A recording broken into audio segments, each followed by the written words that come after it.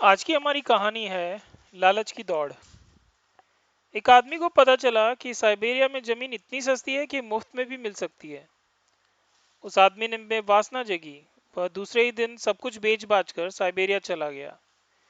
Siberia में उसने एक सेठ से कहा कि मैं जमीन खरीदना चाहता हूँ। सेठ ने कहा ठीक है, जितना पैसा लाए हो यहाँ रख दो और कल सुबह सूरज के निकलते ही तुम चलते जाना और सूरज के डूबते ही उसी जगह पर लौट आना जहां से तुमने चलना शुरू किया था।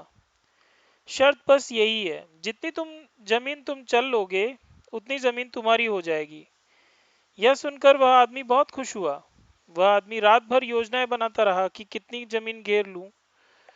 उसने सोचा 12 बजे तक पुनः लौटना शुरू कर दूंगा ताकि सूरज डूबते डूबते वापस पहुंच जाऊंगा। जैसे ही सुबह हुई उसने भागना शुरू किया। मीलों चल चुका था। 12 बज गए मगर लालच का कोई अंत नहीं हुआ। सोचा लौटते वक्त जरा सी तेजी से और दौड़ लूंगा तो पहुंच जाऊंगा और अभी थोड़ा और चल लूं। अंत में 3 बजे लालच की दौड़ थमी और उसने लौटने का निर्णय किया। लेकिन तब तक हिम्मत जवाब दे गई थी। फिर भी दौड़ने में पूरी ताकत लगा दी। सूरज अस्त होने ही वाला था और वह बस करीब ही था अपने लक्ष्य के। कुछ गज की दूरी तक पहुंचते हुए वह गिर पड़ा। तब घिसटते हुए उसका हाथ उस जमीन के टुकड़े पर पहुंचा जहां से भागा था और सूरज वहां डूब गया। वहां सूरज डूबा और यहाँ वह आदमी भी मर गया। शायद हृदय का दौरा पड़ा था।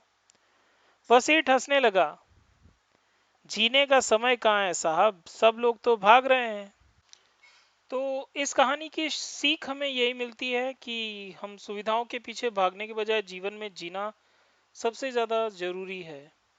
ज्यादा के लालच में जो हमें थोड़ा बहुत मिला है वह भी हाथ से चला जाता है। कम से कम मुफ्त में मिल रही चीज में तो लालच नहीं करना चाहिए जैसे उस आदमी ने किया था।